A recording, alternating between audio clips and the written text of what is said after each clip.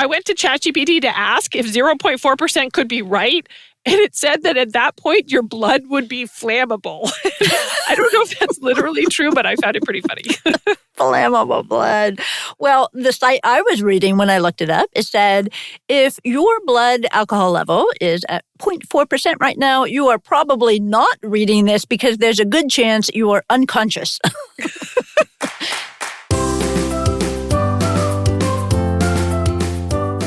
Welcome to Normal Curves. This is a podcast for anyone who wants to learn about scientific studies and the statistics behind them. It's like a journal club, except we pick topics that are fun, relevant, and sometimes a little spicy. We evaluate the evidence, and we also give you the tools that you need to evaluate scientific studies on your own.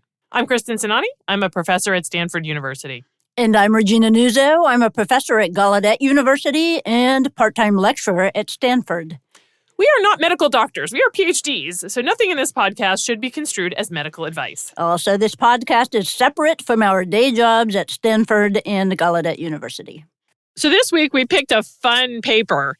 It's about alcohol and language learning, specifically whether a drink or two actually helps you speak a foreign language better. After a margarita, suddenly your Spanish sounds amazing.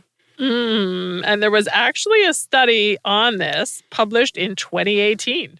Yep, that study just won a 2025 Ig Nobel Prize. The Ig Nobel Prize, for those who don't know, it's a real award given out for real science, but it's for studies that catch your attention because they are kind of odd or funny. Exactly. They're a lot of fun, Regina.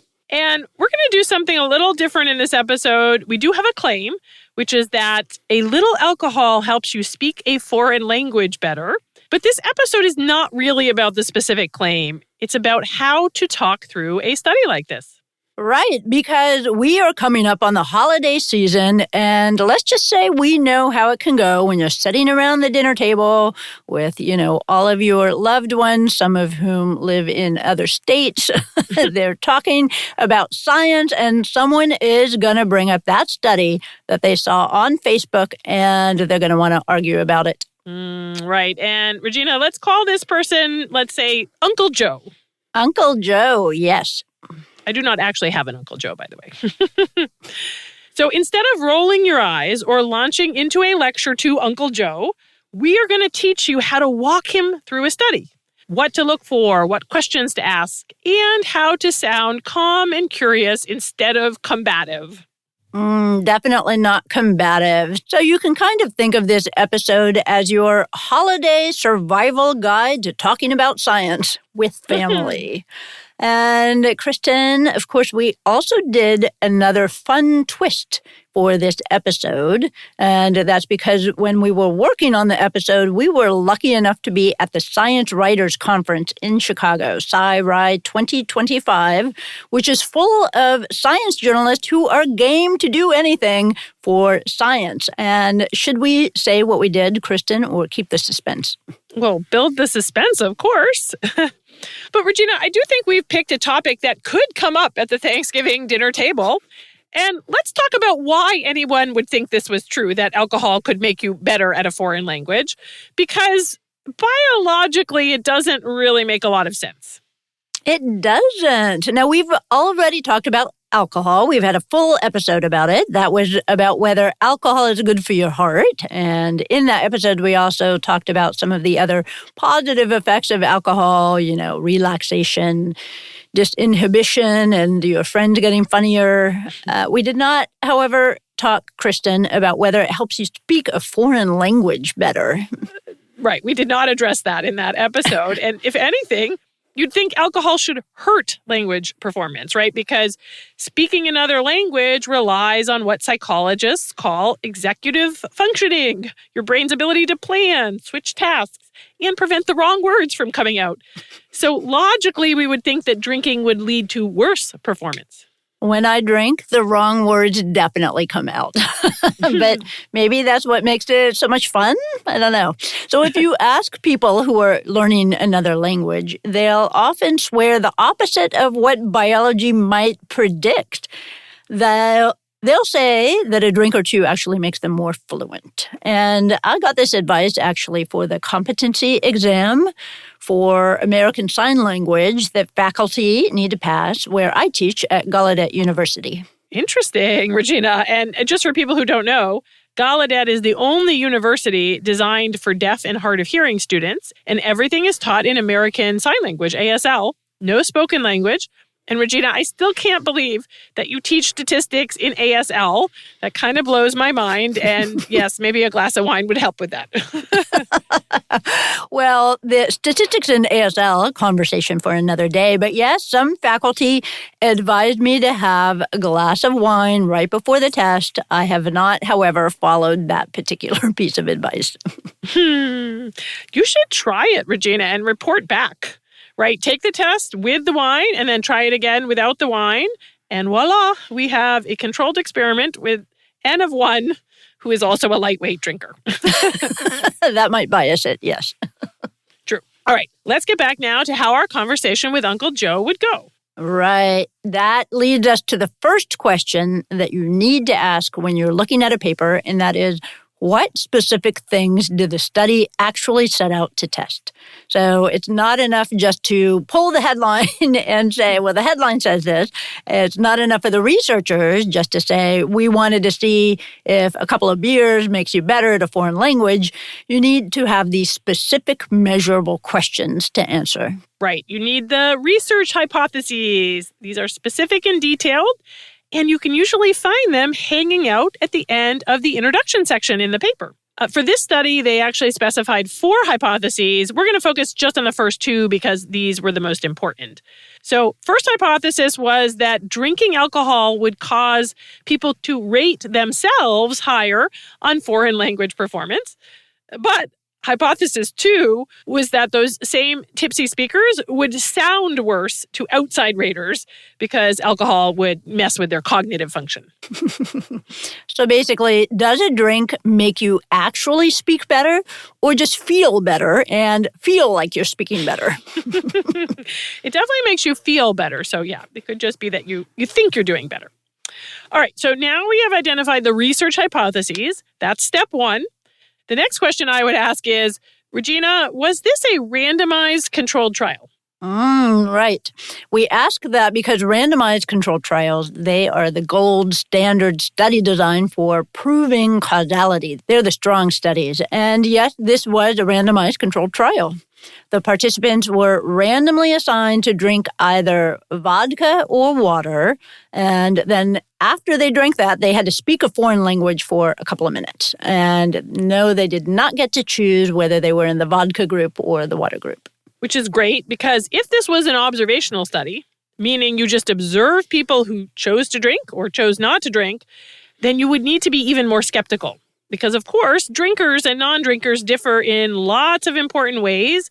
And as we talked about back in the alcohol episode, it's difficult to untangle drinking from all the other behaviors that go along with drinking, right? Oh, yeah. I can imagine that people who enjoy hanging out drinking in pubs, for a hobby, they might have different reactions to speaking a foreign language after a couple of drinks. And non-drinkers, on the other hand, they might just throw up, which might be what I might do. So yeah, if the study is not randomized, then you need to be more skeptical and ask a lot more questions. But for today's episode, we're going to focus on a randomized experiment, and we'll talk Uncle Joe through an observational study in a future episode. Oh, good. Yeah, let's do that, Regina. All right, randomized trials, as we've said, they're the gold standard, but it's the randomization that makes them so powerful. So we also want to probe things like how good was the randomization? And Regina, did this paper give any details about their randomization scheme? Sadly, no details at all. Regina, that's a common problem, lack of details, that I see in randomized trials. And this matters because, for example, if they just said, hey, we're going to give alcohol to the first 25 people who walk in the room and then water to the next 25, that is not truly random. Or like, hey, we're going to give alcohol to the prettiest girls. Also not truly random. Not at all random. Yeah. So in this case, it might be that the randomization was actually done well, but it's that we would like to see the details just to reassure us of that. Exactly. So not a fatal flaw, but a bit of a question mark. Okay, now we know that the study design is a randomized controlled trial. Next, we would want to walk Uncle Joe through a set of specific questions that we like to ask about study design. And these questions are so common, in fact, that people have come up with a mnemonic for remembering these. It's called PICOT. Which is a dumb mnemonic. Yeah, totally. Like, what is not really PICOT? memorable. I only remember it because I've seen it too many times. Now, the good thing is it does work for both randomized trials and observational studies. So if we were talking through an observational study, this framework would still apply. Regina, do you want to walk us through what PICOT stands for? Oh, I would love to. P. P is for penis. No, wait. It's for population. Okay, good try, Regina. Oh, come on. You were expecting that, Kristin. You know you were. I was absolutely not, although I guess I should have been by now. Okay, P is for population. Don't confuse people, Regina. Population is referring to the who, like what group of people, who are you choosing for your study? P, population, yes. I is for intervention. What intervention, what treatment did they give the participants? What variable did the researchers manipulate? C is for comparator. What did you compare that intervention group to? What's the control group? Right. See, comparator or control, and control groups are so important, as everyone who's taken 5th grade science should know. Even Uncle Joe. Should know. Even Uncle Joe, exactly. Okay, PICO. O is for outcome. What outcome variable did they measure and compare between the two groups? And T is for time frame. Over what time period did they look? So it's like the journalists who, what, where, when, and how, but for science, Regina.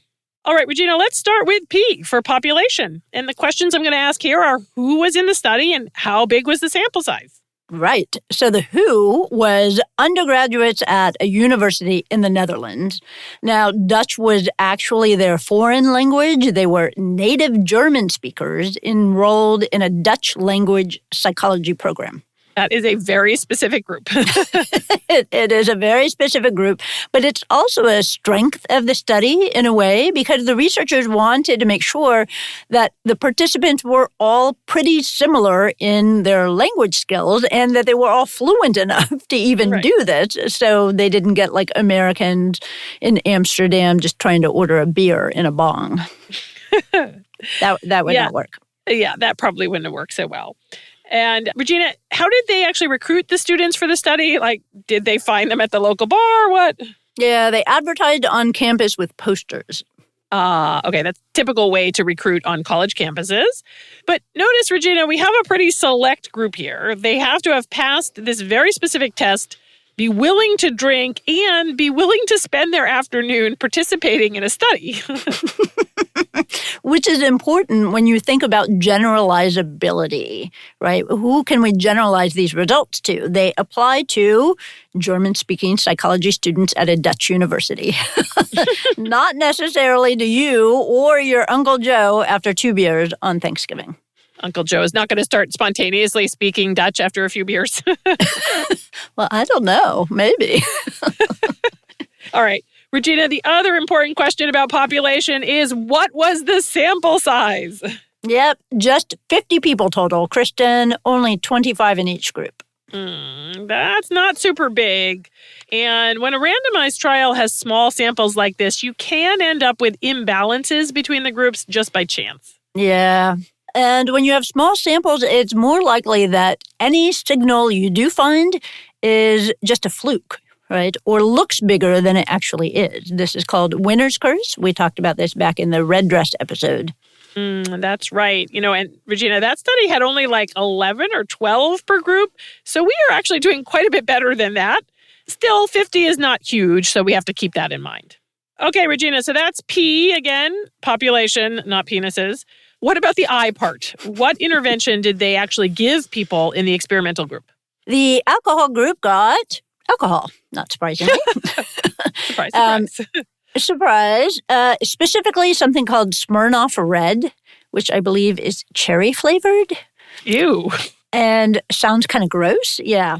It's 37.5% alcohol by volume. And I looked that up, pretty standard for distilled liquor. Now, the researchers mixed it with bitter lemon, which is apparently like tonic water, but with lemon peel and lemon pith added. So it sounds kind of gross overall. I don't know. Yeah. Cherry and lemon. Yeah. And they asked the participants to drink it within 10 minutes. Oh, that's pretty fast. I mean, not chugging it, but still.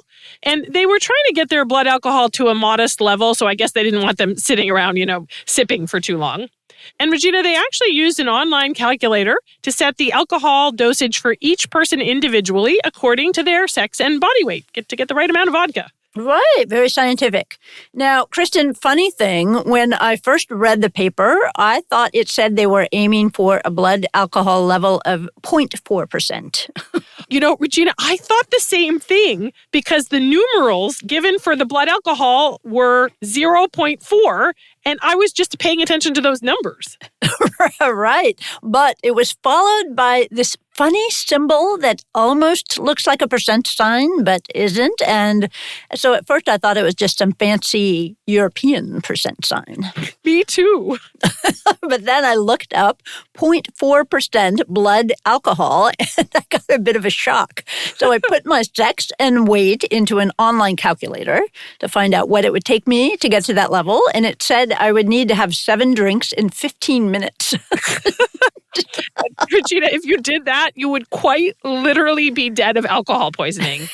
I think actually if you had 4 drinks, you would probably be dead of alcohol poisoning, knowing you. Yes. At least passed out. Regina, I went to ChatGPT to ask if 0.4% could be right, and it said that at that point, your blood would be flammable. I don't know if that's literally true, but I found it pretty funny. Flammable blood. Well, the site I was reading when I looked it up, it said, if your blood alcohol level is at 0.4% right now, you are probably not reading this because there's a good chance you are unconscious. That this indicates alcohol poisoning, and there's a very serious chance of long-term damage or death. Yeah, so at first, we were pretty convinced, Regina, that it was a typo, but then we realized that fancy symbol is actually not a percent sign. Not a percent sign. It was a per mil sign. I don't even know how you pronounce it. You can see that it has an extra 0, right? So the percent sign basically has a slash and 2 zeros in it, so it's percent, per 100. But the per mil sign has a slash and 3 zeros, so it's per 1,000. Right. I actually do know some French, and mille in French means 1,000. Meal. Per meal? Maybe that's how it's pronounced? Okay, so my French is a little rusty, but I think so. Have you had drinks to try to boost it up before this? I have not. You have not. Okay, so it's 0.4 per meal, which is 0.4 out of 1,000, not 100. Big difference there. To translate it into normal percentage, we need to move the decimal place 1 to the left. So it's 0.04%. Which is actually much more reasonable because 0.08%, that is the cutoff for the legal limit for driving. So above 0.08% is drunk driving. And Regina, it's kind of cool. I learned something new here. I had never seen a per meal sign before. And honestly, I don't love it. It's kind of confusing because we're all used to thinking in percents, but it's still kind of cool that it exists, and now I know about it. Yeah, I can't wait to trot this one out on like a bad first date or something at a bar. It's kind of boring. The conversation gets really boring, then we go to per meal signs. Per meal signs. Woo. You can tell I'm a lot of fun to hang out with. Well, that might be a great screen for somebody who is going to be good for you to date, Regina. If they enjoy the per meal story, I'd say they're a keeper. Ooh, I like it. It's like a litmus test for hot nerds.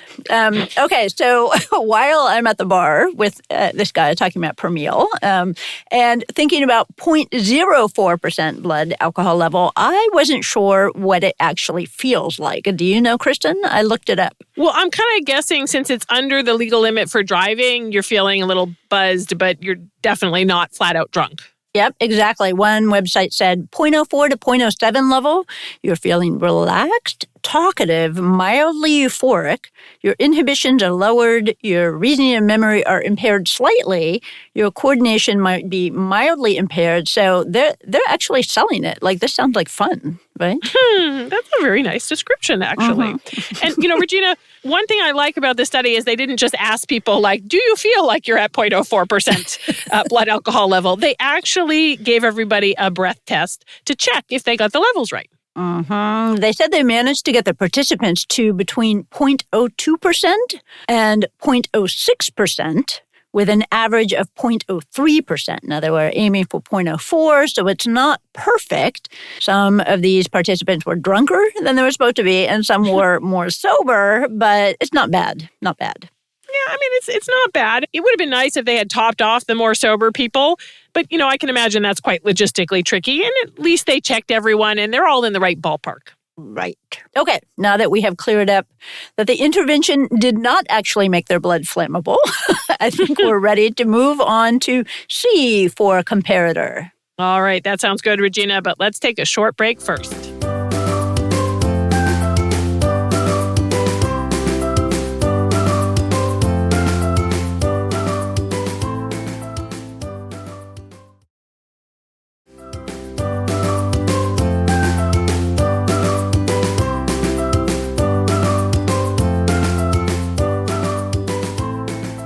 Welcome back to Normal Curves. Today, we're helping you discuss research studies with Uncle Joe around the Thanksgiving dinner table. And we are walking our way through the PICOT framework. And we were at C. Regina, do you want to explain C? Right. The C in PICOT stands for comparator. Basically, what are we comparing that intervention to? What's the control? In this case, the control group just got plain water. Same volume of liquid, same 10 minutes to drink it, but just water. Plain ice water. They definitely did not try to do a placebo here. They did not spike the water with a dash of lemon, right, to match the flavor or turn it pink like the Smirnoff Red. So that means everyone knew what they were getting or what they were not getting. The participants were not blinded. And I'm a little surprised that they didn't even at least attempt to fool people, because this could definitely create a bias, because people might perform differently or rate themselves differently if they know that they got alcohol. Of course, it's definitely hard to blind alcohol studies because people can tell if they have had a drink. But I actually have seen studies where they were able to fool some people. Yeah, so the researchers in the paper said that this was the intention, because research shows that alcohol placebos can influence how you feel and impair your cognitive functioning, just like real alcohol does. So it's like the placebo effect of thinking that you're getting drunk can actually be as strong as getting drunk, because I looked up the studies and they were actually pretty interesting. So maybe we'll do an episode on the alcohol placebo effect. Ooh, I love that idea, Regina. But this is interesting, Regina, because you're saying that the researchers didn't even try to correct for the placebo effect. But don't we usually want to try to correct for the placebo effect, right? I mean, the hypothesis here was about actually drinking alcohol, not about thinking that you drank alcohol. So it seems like they should have used a placebo. Yeah, it does, doesn't it? Maybe they were lazy? I can't tell. I think they should have had 3 arms, right? One with vodka, one with water, and then one with a believable mocktail. Like I've seen how they do this where they wipe the rim of the glass with alcohol to add that smell to it. To fool you. That is clever. Or, Regina, they could put sugar around the rim of the glass. That's how I used to like my alcohol. I want salt on mine, though. Ooh, or they could add an umbrella and a cherry. Then you really think you got alcohol. They totally should have put the umbrella in that ice water glass. Well, that is what I put in the green juice that I serve to guests now that I'm a teetotaler, just to try to make it seem more fun and less disgusting. I miss your green juice mocktails, Kristin. Yes, they were disgusting, along with the dirt juice, but they were more fancy with the little umbrella. The umbrella makes all the difference. All right, so no placebo, no attempt at a placebo here. That is something to note for Uncle Joe. Another thing to check with the control group is whether it's really a fair comparison. I mean, randomization should make the groups similar, but with a small sample, that doesn't always happen. And also, sometimes randomization just goes awry. We have seen many studies like this, Kristin. And if the groups end up being imbalanced because the randomization went off the rails, then if we do see differences in the outcome, that might just be due to imbalances in the groups rather than the actual intervention. That's the problem. Exactly. And so, Regina, did they actually end up with balanced groups in this study? They said that both groups were 22 years old on average and had about 70% women, and that there was no difference on their own self-assessed Dutch language skills that they asked before the experiment. So we don't have a ton of information, but based on what they gave us, they look pretty similar. Okay, so that's a good check, Regina. And randomized trials, really important that they report those baseline comparisons between the groups. All right, let's move on to O now, Regina. The big O. Right. I'm always happy to move on to the big O. Okay, the O, let's remind everybody, the O in PICOT is for outcome. The next thing we would want to explain to Uncle Joe is what did they actually measure to decide whether the drink helped or hurt their Dutch speaking? Right. So 15 minutes after they consumed their drink, the participants needed to give a mini speech in Dutch for 2 minutes. They had to argue for or against animal testing, and they recorded them right there on the spot. Oh, wow. Animal testing. That is a sophisticated topic. I'm thinking their Dutch must have been pretty advanced, right? Just a little teaser here, Regina. In the fun experiment that we did at the Science Writers Conference recently, we did not make them discuss animal testing. They were more novice speakers, so we went with some more basic vocabulary. Yeah, basically we went with whatever they wanted to talk about after we bought them drinks at the hotel bar. But we'll get back to that at the end of this episode. All right, so they gave these speeches, monologues. Who judged their Dutch skills, and what were they graded on? Right. There were two main measures, actually. So first, the participants rated themselves on how well they thought they did. And it was things like, was my vocabulary good enough to keep it all going? Was my Dutch clear and understandable? And they scored each of these items on a scale from 0 to 100. And then the researchers averaged all of these scores together to get one overall self-rating of their language skills on this thing that they just talked about on a 0 to 100 scale. So it's scaled like an exam grade. Now, that was the self-rating, people rating themselves. And then there were also these two native Dutch speakers who listened to the recordings later and graded them on the same scales. Sort of like teachers grading an exam. And Regina, one nice thing about this study, these outside graders did not know who was in the alcohol group and who was in the water group when they listened back to the speeches. Right. They were blinded, which is great because if they'd known who drank alcohol, they might have subconsciously rated them higher or lower, depending on their expectations of what drunk Germans do when they try to speak Dutch, right? So a little spoiler here, the independent raters, Kristin, were actually nicer than the participants were to themselves. Yeah, I found that really interesting. I guess we tend to self-grade more harshly. Yeah. Now, Regina, I want to point out something the paper did well. They made it clear that these two measurements, the self-rating and the independent rating, were the primary outcomes of the study. And that's something you want to check when reading a study. Did the authors clearly identify the primary outcomes, or were they cagey about it? Cagey, exactly, because sometimes researchers try to, let's just say, hedge their bets. And they measure a whole bunch of outcomes and then just cherry pick anything that happens to show a signal. And when they do this, the results are not robust because if you look at enough things, some things are going to come out statistically significant just by random chance. This is the problem of multiple testing. We talked about that back in the alcohol episode with the Cascade wine study. Do you remember, Regina? I do. It all comes back to alcohol. doesn't it? Alcohol and penises, 2 themes of this podcast. Which sometimes can be a great combination. Sometimes not. But. All right. In the Cascade wine trial, they measured like everything under the sun: blood pressure, cholesterol ratios, LDL, HDL, insulin sensitivity. And then they cherry-picked the few results that were statistically significant. So those findings, as we talked about in that episode, were not robust. Right. We also talked about this problem of multiple testing in our Stats Reunion Review episode. And that was where we personified this whole thing with the character of multiple testing dude who's playing the field, but he's telling every hot date in every bar that, hey, you're my primary variable of interest, baby. It's just you. Yep. So they get a gold star that they did not do that here. They were only dating 2 variables.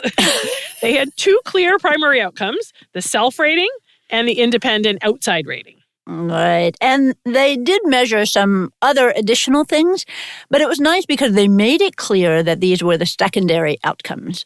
And just for example, in addition to that overall score that I just talked about, the independent raters also gave separate scores on a scale of 1 to 10 on pronunciation, grammar, vocabulary, and argumentation. Right, but they made it clear that these were not the main outcomes. All right, Regina, finally we are getting to the T in PICOT, the time frame. Well, here it's pretty short. They downed a drink in 10 minutes, they waited 15 minutes, and then they spoke Dutch for 2 minutes. Right, so we're looking at an immediate effect, not whether alcohol helps you learn language over a long time. Right. Quick buzz, not a whole semester of bar hopping abroad.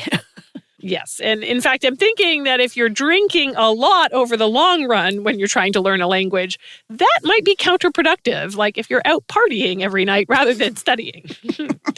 But it's important to understand the time frame of studies because some studies do, in fact, play out over many years. Yep. Okay, right. That's PICOT. Now, going through PICOT can help us understand the study design, the study methods.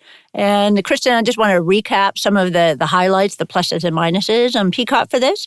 It was randomized. It was a small study, but not the worst we've ever seen. Pretty select group. It was a well-planned intervention that did not, in fact, involve a lethal amount of alcohol, despite our initial assumptions and confusion. The observers were blinded, but not the participants themselves, and they did have clearly defined primary outcomes. Right, so reasonably strong study with a few weaknesses or caveats. It did win an Ig Nobel Prize, after all. And even though the winners of that prize are funny, they do care about quality, the selection committee. Regina, so that's the methods, PICOT. But, I don't know of a similar mnemonic for talking through the results. So I decided that I would come up with my own. Did it involve sex, Kristin? Please say yes. No, I tried. I thought about that, but I'm very sorry to disappoint you, Regina. I did not come up with one about sex, but I think it's cute and memorable anyway and matches the theme of this episode. So here we go. It's called SMART, S-M-A-R-T, because you want to sound smart at the dinner table. Oh, I actually like it. I mean, almost as good as the sexy angle. I leave the sexy angle for you, Regina, but smart. Let's go with it. All right, here it is. S is for signal. Does the signal exceed the noise, which we usually evaluate with statistical significance? M is for magnitude. How big was the effect? A is for alternative explanations for the results, like could the results be explained by biases or confounders? R is for reality check. This is the gut check. Do the results pass the smell test? Do they make sense? And are there any red flags or errors that undermine the study?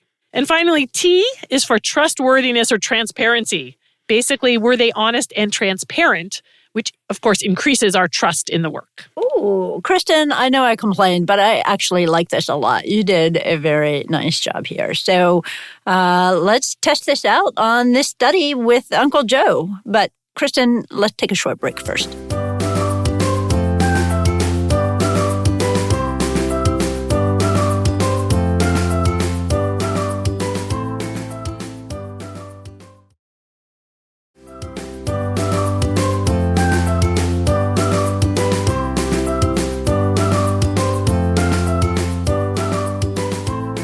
Welcome back to Normal Curves. Today we are walking through a study about alcohol and foreign languages, ooh la la, at the dinner table with Uncle Joe. And Kristin, you were about to walk us through your SMART mnemonic. Right. Let's start with S for signal. Were the results statistically significant or, Regina, what you call statistically discernible? And here we need to look at the p-values. I just want to jump in here and confess, Kristin, that I don't love that we're starting with p-values instead of magnitude, because I always start with how big rather than, how significant. But I do realize that MSART does not have the same ring to it. So just wanted to get that out there. Start with p-values. Yeah. Maybe if I'd come up with a French mnemonic, but this was kind of the best I could do in English. So we're going to start with p-values. And I'll remind everyone that we talked about p-values back in our p-value episode. And we talked about statistical significance in our stats reunion episode. And Regina, you'll notice how we are referring back to lots of previous episodes. So I want to tell our listeners, if you really want to be prepared for Thanksgiving dinner, we highly recommend binging on our previous episodes, if you haven't listened to them already.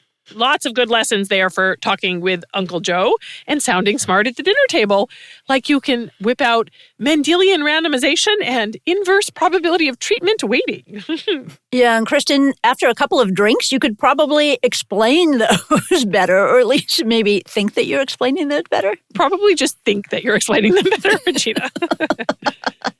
Okay, but back to S for signal. We're talking about p-values here. And here, the self-ratings, that was where the participants rated their own performance. The difference between the two groups was not significantly different. The p-value there was 0.64, which is definitely bigger than 0.05. But the independent ratings, those outside raters, the difference between the two groups was significantly different. P-value there was 0.02. Regina, this is fascinating because they found the opposite of what they were expecting, right? They did not find that the participants in the alcohol group rated themselves better than those in the water group, but they did find that the independent raters rated the alcohol group more highly. Yeah, it's the exact opposite what they hypothesized. But to their credit, the authors were open about that. They were open-minded, too. The data went against their hypothesis, and they talked about it. They confessed to it. But interestingly, the authors also did some exploratory analyses, and they found the characteristic where those independent raters found the significant difference. It was not on grammar, not on vocabulary or argumentation. It was on pronunciation. Does that make sense, Kristin? The whole effect might be driven by an actual fluency in producing the sounds, the accent, the flow. That's interesting. So the overall effect was significant, and this one characteristic was significant. It's at least consistent. And Regina, I just want to point out, we'd be more skeptical if the results turned out to be that the overall grade did not differ and only the pronunciation got better. That would feel a little cherry-picked, right? Because if an exploratory or secondary outcome is significant, but the primary one is not, you don't want to make too much of a story out of that. That could just be a lucky chance finding. But that wasn't the case here. The results were consistent, the primary outcome and one of the secondary outcomes. Right. So we do like that. Okay, we've got S. Now we are ready to move on to M in your SMART mnemonic, magnitude. So forget about p-values and whether it was statistically discernible. Was it big enough? Was the effect big enough to care about? So the objective graders rated the alcohol drinkers about 5 points higher than the water drinkers on this 0 to 100 scale. It was an average score of about 57 in the water group versus 62 in the alcohol group. So not huge, but not nothing. It's kind of like going up half a grade on a test, right? I mean, I guess from a F to a D minus, but this isn't exactly like an exam grade. And, Regina, I gave my undergraduates a contest recently, and the prize for the winner was 5 bonus points on the midterm exam, and more than a third of the class bothered to enter. So clearly, 5 extra points was very meaningful to them. Ooh, a contest. Oh, that's exciting. Yeah, we made beautiful graphics in R. It was fun. Ooh, my favorite. Okay, back to our participants. That was the independent raters. But when the participants rated themselves, they gave an average of 54 in the water group and only 56 in the alcohol group. And it was interesting because the standard deviation was quite high. It was 15.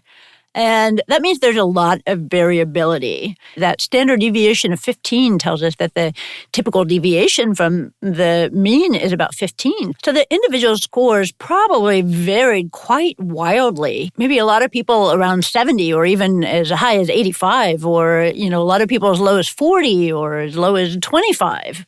This is why I hate self-grading, Regina. It's just too hard for people. Nobody knows how to grade themselves.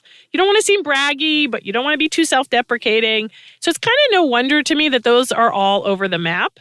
And Regina, I'll point out that the standard deviation among the outside raters was much, much smaller. There was a lot more consistency because they were probably trying to grade in a very consistent manner. Yep, good point. Okay, Kristin, what is next in SMART? It's A for alternative explanations, right? Which I love. What else could have explained the results? Right. This is where we look at possible biases or the role of random chance.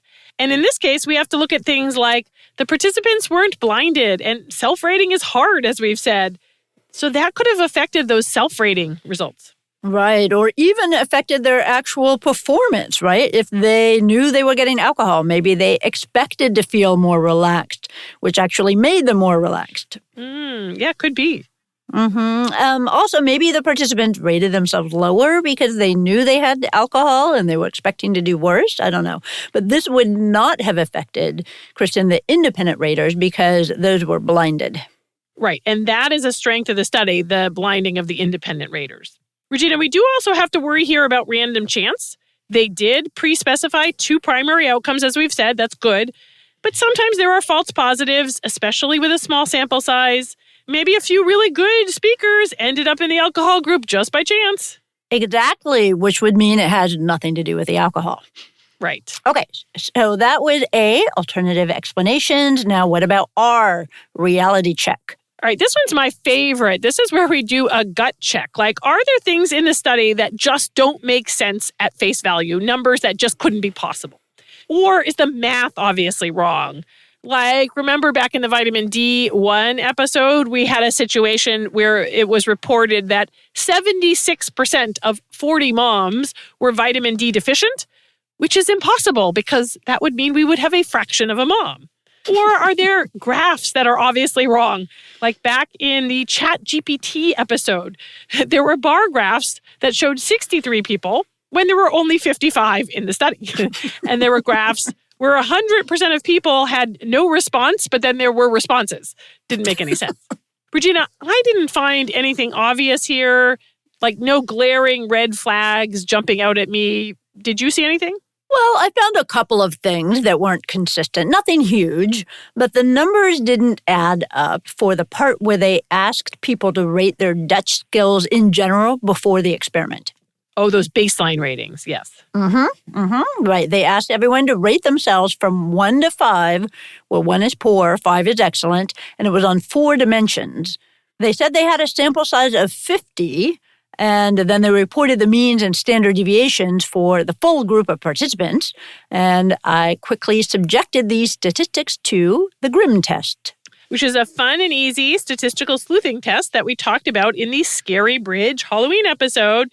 So easy that even Uncle Joe could do it. We're assuming here that 1 to 5 scale is what we call a Likert scale. That is, you can only pick integers. And when you have these Likert type whole number ratings, and you know the sample size, it turns out that some means and standard deviations are actually mathematically impossible. So if you detect means and standard deviations that are mathematically impossible, that tells you that something went wrong. And did you find mathematically impossible results, Regina, what we call Grim Reaper math? Grim Reaper math, I did, which does not fit well with the Thanksgiving theme. But that's okay. That's okay. Yeah, okay. I did. So they had, like I said, the means and standard deviations for 4 different measures. The results for one measure were fine, but not for the other 3. So I went back and checked even further. So 2 of those 3 mathematically impossible results, 2 of them do work if you have a sample size of 49, not 50. But 1 did not work for any sample size I tried. Right. So, it could be the case that one person didn't respond on a few of the questions, so they didn't have all the data, and the researchers didn't tell us that the sample size was incomplete for those measures. That does happen sometimes. Yeah, it's not, it's not huge. It's not like we found tables and tables of mathematically impossible results. Or if we found something where it looks like the sample size was consistently very different from what was reported. Right. It's also not on the outcome variables. It's on something they measured at baseline. But, still, it means the paper's not perfect in the math. Right. Not the end of the world. I just checked it because it is easy and fun to do. But reality check, a different type of reality check, Kristin, I can't help but wonder, is one drink and a 0.04% blood level really enough to bring out the effects of alcohol in this group, right? Picturing I'm a young German college student going to school in the Netherlands. I probably have several beers for breakfast every morning. So a little vodka tonic in the lab in the afternoon, is that really enough to get my inner language superstar flowing? I don't know. That's a good point. Yeah, 0.03% average, not a huge amount. I also wonder about whether this task means anything in the real world. Kristin, you know how many times I'm just sitting in a bar happily drinking the night away and someone comes up to me and tells me to give a 2-minute argument about animal testing. I'm guessing that hasn't happened a lot. Right, yeah. This may not be a practical, right? We might have wanted to test how well they did in a conversation, for example. Right. Regina, we also like to ask here about biological plausibility. Is this even plausible? And I think the authors had some plausible explanations. For example, they said it might have to do with the disinhibiting effects of alcohol, right? People probably get pretty anxious when they have to speak a foreign language, right? So maybe they felt less anxious and thus spoke a little better with a modest amount of alcohol because they felt a little more uninhibited. Yeah, so they're less self-conscious. And they could just go with it and let their brain do its thing instead of getting all caught up in their head. Exactly. Okay, that was R for reality check. Now, T is for trustworthiness or transparency. And this is where we ask things like, did the authors pre-register the study? And did they provide their raw data and code? And just to remind people, study pre-registration is where researchers publicly post their protocol ahead of time, including all their data analysis plans. And this is to rein them in and keep them from cherry-picking and cheating on their data analysis later. Regina, I didn't find, however, that this study was pre-registered, and I couldn't find their data anywhere. Did you have any luck? No, I couldn't either. So that's not great. Right. I will say that most studies do not provide pre-registration or raw data, but we really like to see that because that definitely increases our trust in the study. Yeah, I was hoping for this. But on the plus side, I think there were a few other things they did that increased my trust in them. Like you said, they were transparent about what were their primary analyses and what were their exploratory analyses, and that's nice. And another thing that I liked, they were honest that they didn't find evidence to support their hypothesis, but I think what they found was even more interesting, but they were very transparent about that. Right. They didn't try to make the data fit into what they thought was going to happen. Right. Okay, Regina, to recap SMART, they found the opposite of what they were expecting. The participants in the alcohol group did not rate themselves better, but the independent raters did. It was about a half a grade worth, so not huge, but not nothing. We found a few potential arithmetic errors, but nothing that would undermine this study. We don't have their raw data or their protocol to check things. So I would say, on balance, the results are interesting, but maybe not a total slam dunk. And let's also do a quick recap of how we talked through this paper. We first asked, what was the study hypothesis or hypotheses? We then asked, was it a randomized trial or observational study? And then we applied the PICOT and SMART frameworks to talk through the study. SMART being an invention of our own. Let's do the pop quiz to make sure we remember PICOT and SMART. P is for? Population, penises. I had to do it. Intervention, comparator, outcome, time. SMART, S is signal, M is magnitude, A is alternative explanations, R is reality check, and T is transparency and trust. Ooh, Kristin, I really like SMART. I like it so much more than PICOT, gotta say. Well, it's easier to remember, yes. It is. All right, I think we are ready to wrap up now. Kristin? Everybody's ready for Thanksgiving dinner. But first, Regina, as promised, we have to play our experiment from Science Writers 2025. We, of course, pre-taped this, so I'm going to play it now. So Regina and I are here at Science Writers 2025, and we decided to recreate this little experiment. So we have some guinea pigs, Kristi Ashwanden and Helene Engler, and they're both going to try out our little experiment here with French before and after drinking alcohol. I'm Kristi Ashwanden, author of Good to Go, What the Athlete and All of Us Can Learn from the Strange Science of Recovery, which seems like it's a sports book, but it's actually a book about statistics and study design. Unfortunately, my editor made me take out the section on p-values, but I can assure you that the first draft had it in there. All right, Helene. I'm Helene Engler. I am an assistant professor at the University of Texas in Austin. I used to be a butterfly biologist, and then I reinvented myself as a science writer for K-12 and then a journalist. And then I went back and now I'm teaching at the University of Texas. So yeah, and I'm actually writing a book about butterflies and a science memoir. And I'm at the conference and meeting wonderful people. I'm learning French because I want to try and be better able to talk to my husband's family in Switzerland. He has some cousins that do not speak English, they speak French. And we were actually wine touring with them. They're in the wine business. And so I did notice that after some alcohol, we were communicating better. True story. Well, I think that proves the hypothesis for today. I was married to a Frenchman for 10 years. And so I learned a little bit of French. It's been 20 years since I took a French class. But my kids are half French and none of us can really speak the language. And I'm really interested in learning it again. So this has inspired me to start up again. Excellent. Just a little alcohol on the side and then you'll be fluent. All right. So they are going to try speaking a little French before alcohol and then after we get them a drink. So who wants to go first? Helene? Bonjour, bonsoir. Je voudrais un verre au vin de rouge. Excellent. And now Kristi. Bonjour. J'ai Kristi. Je voudrais un vin. J'ai sept chats. Chateau. Excellent. And let's, because in the experiment, they actually asked the participants how they thought they did. So how do you think you did on your French? I think I was terrible. I'm really struggling to learn French. I know some Italian and German, and it's much easier. You can't look at a French word and know how it's pronounced. A little alcohol may help. Okay, Helene, how do you feel like you did? I also think I did pretty terrible. Mal. Pas bien. I learned French 20 years ago, and I was married to a Frenchman. I think I've blocked it from my brain. So maybe the alcohol will help me remember it. All right, so now we're going to go get the alcohol, and then we'll come back and see after the bar. So Kristi and Helene have now had vodka. One drink each, that should get them to about the 0.04% that we're looking for. Clearly, this is highly scientific, but we've waited the appropriate 15 minutes, and now they're ready to try their French again. Helene, you want to go first? Vive la France. Je voudrais beber une bière. C'est la vie. C'est bon. Au revoir. Excellent. All right, and then Kristi. Je voudrais un bière, vin. J'ai un sept chats, château. Bienvenue.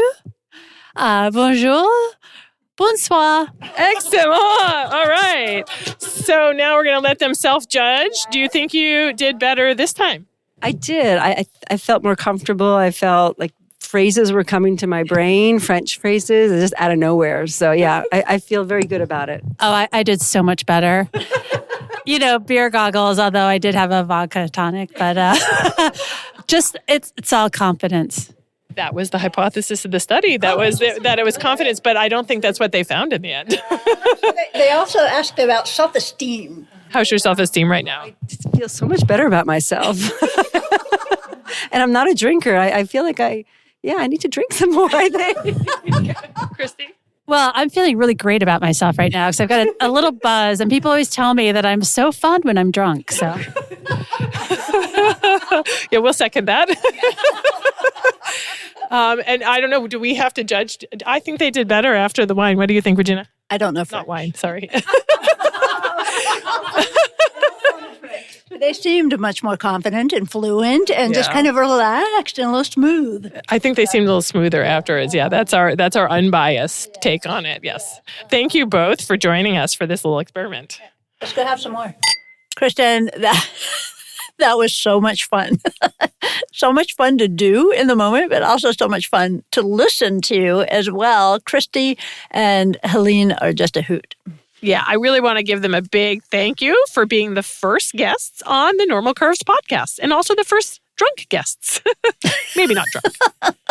Not quite. 0.04%. That was excellent. I hope we have more experimentation in the future. Kristin ran around the conference asking random people, hey, do you want to drink for science? I can't believe we only got 2 people. I know. I thought that was such an easy sell. You know, I'm feeling, though, as a teetotaler, in pretty good company because I didn't get a lot of takers on that one. Maybe it was the foreign language, though, and not the alcohol that was inhibiting people. Good point. Good point. Okay, so we usually in our episodes use our Smooch rating scale for rating the strength of evidence, but I'm not sure you should use this one with Uncle Joe. It doesn't seem appropriate for the Thanksgiving dinner table with family. So I was thinking, Regina, maybe this time we use a turkey scale or a martini scale. Oh, pumpkin martini. pie scale. No, martini. Well, we got to use a martini for this one in particular. Oh, that's true. Because, alcohol, right. All right. So 1 to 5 martinis. How strong is the evidence for the claim we looked at today? And remember, the claim is that a little alcohol helps you speak a foreign language better. So, Regina, are you drinking martinis tonight? I was thinking about changing this to Jägermeister shots, which... I don't know. It just seems even more exciting. Okay, martinis. We'll go classy with the martinis. I think I am going to drink 3 martinis. Oh my God, you're going to be drunk, Regina. You may not even be conscious. I might not I've be never conscious. seen you consume 3 alcoholic beverages in one sitting. No, there's a good reason for that. It might not be pretty. You might all of a sudden be able to speak Dutch, though. I and levitate at that point. Yes, so 3 martinis because for some strange reason, I found this paper to be oddly convincing. And I don't know if that's just because it makes kind of common sense, but I like the randomized trial part of this. And maybe I like the fact that it came out opposite what they expected. Things seem to fit in with a story that we could tell about this. And maybe I'm just falling to that kind of bias. But pronunciation, if this is all driven by pronunciation and pronunciation is a little bit of inhabiting the language, then I could see this working. So 3 martinis, what the heck? But Regina, here's the real question. Are you going to have the glass of wine before the ASL test? Yes or no? That tells us what you really think. I feel like I need to try it for science. I think right? you should. Yeah. In your case, maybe a half a glass, though, because I think that would get you up to 0.04%. You're such a lightweight. Yes. When I calculated 0.04%, it was actually less than a full drink. So yeah, I think about I believe that for work. you. Right. What about you? I'm going to go with 2.5 martinis, though, make my non-alcoholic please. I'm somewhat convinced. I mean, it was a randomized trial, and it was small, but not a teeny randomized trial. I also really like the fact that the raters who were blinded are the ones that found a difference, so we can be more convinced by that. And there really is some biological plausibility here, right? If you loosen up a little, your language might flow a little better just because you're not tense and afraid of saying the wrong thing. So I'm halfway convinced. 2.5 for me. 2.5 martinis. Okay. Regina, I do want to point out something we've been talking about as we've gone along here. I don't know how generalizable these results are, right? This was this very specific group of students who spoke pretty good Dutch to begin with. And it was also, as we talked about, a pretty small amount of alcohol. This was just a modest amount of alcohol. They were not trying to get them sloppy drunk because that would make things worse for sure. Slurring words, passing out. The amount of alcohol is very important. Right. If you're unconscious, you're not going to speak Dutch better. Right. So if you're going to try this at Thanksgiving dinner, stick to like 1.5 drinks. Once you're up to 2 or 3, this is not going to work. Probably not. Okay, what about methodological morals? Do you have one for this one, Kristin? I do. Here it is. You don't need a PhD to read a study. Just remember PICOT and SMART. Oh, I like that. That is very good marketing, too. How about you, Regina? I'm going to focus on that per meal thing because I still find that fascinating, right? A decimal point can mean the difference between life and death. Details matter. That is so true, Regina, because a decimal point to the left or right is an order of magnitude, and, that can screw up medication and kill somebody for sure. Or alcohol levels. Per meal sign. Good to know. We all learned something from this episode. All right, Regina, I think everybody is now ready for the Thanksgiving dinner table. So happy Thanksgiving early, Regina. Happy Thanksgiving, Kristin. I hope you enjoy your green juice mocktail. It will certainly have an umbrella and a cherry. Thank you, Kristin. Thanks, Regina, and thanks everyone for listening.